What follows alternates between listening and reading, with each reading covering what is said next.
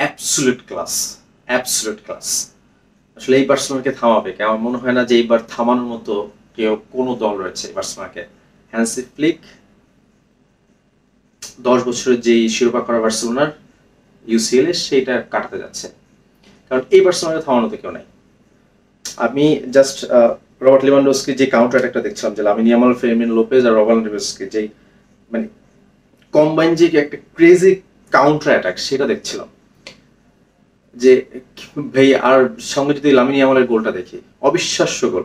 মানে তার ওই সময় যে থিঙ্কিং, মানে আনবিলিভেবল। জাস্ট কোবেল জাস্ট চেয়ে চেয়ে দেখেছে, আর কোনো কাজ নাই কোবেলের।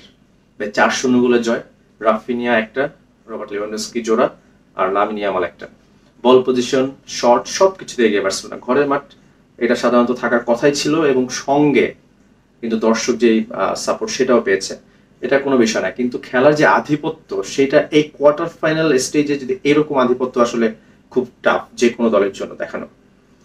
লামিন ইয়ামাল রেকর্ডের পর রেকর্ড করছেন। 18 বছর বয়সের নিচে 20 ম্যাচ খেলেছেন, এটা কিন্তু চ্যাম্পিয়ন্স লিগের রেকর্ড। এবং একটা নকআউট স্টেজে 18 বছর নিচে প্রত্যেকটা স্টেজে গোল করার একটা রেকর্ড করেছেন আজকে। সঙ্গে রাফিনিয়া 12 গোল এবং অ্যাসিস্ট 6টা, মানে 18 গোল। 18 গোলে তার কন্ট্রিবিউশন রয়েছে। এক মৌসুমের সর্বোচ্চ কন্ট্রিবিউশন এবং গোল যদি বলি, সেটা কিন্তু ক্রিস্টিয়ানো রোনালদো 17 গোল প্লাস 5টা অ্যাসিস্ট, তার 22 গোলে কন্ট্রিবিউশন ছিল। এবার কিন্তু রাফিনিয়ার সেই সুযোগটা রয়েছে ক্রিস্টিয়ানো রোনালদোর রেকর্ড ভাঙার এক মৌসুমে, কারণ অলরেডি তারও 18, আর মাত্র 5টা দরকার। ম্যাচ পাবে কিন্তু 3টা যদি ফাইনাল খেলে। এবং ফাইনাল খেলার মতোই দল আসলে বার্সেলোনা। আমার মনে হয় না যে এবার তাদের কেউ ঠেকাতে পারবে। সঙ্গে রবার্ট লেভানডস্কি 11 গোল।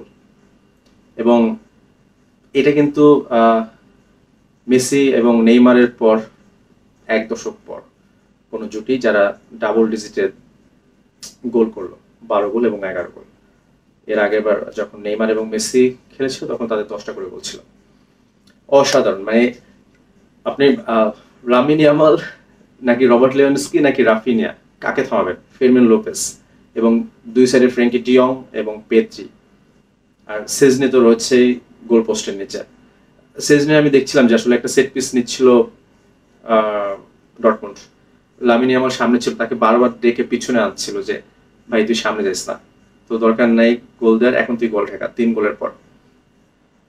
মানে এটাকে বলে হচ্ছে, বা কি বলে, মানে যে ক্ষুধা, 1 দশক পর যেই শিরোপা খরা কাটানোর যে ক্ষুধা, সেটা কিন্তু এবার বার্সেলোনার মধ্যে রয়েছে।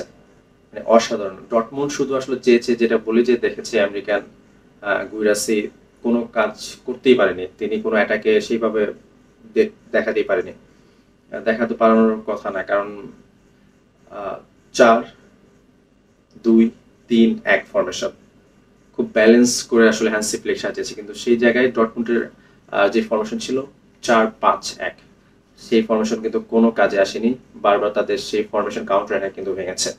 এবং এই দলকে যদি বলি যে শিরোপা দাবিদার এইবার, রিয়ালের কথা বলি যে UCL A Real another best, but এইবার আমার মনে হয় বার্সেলোনা ইজ অ্যানাদার বেস্ট।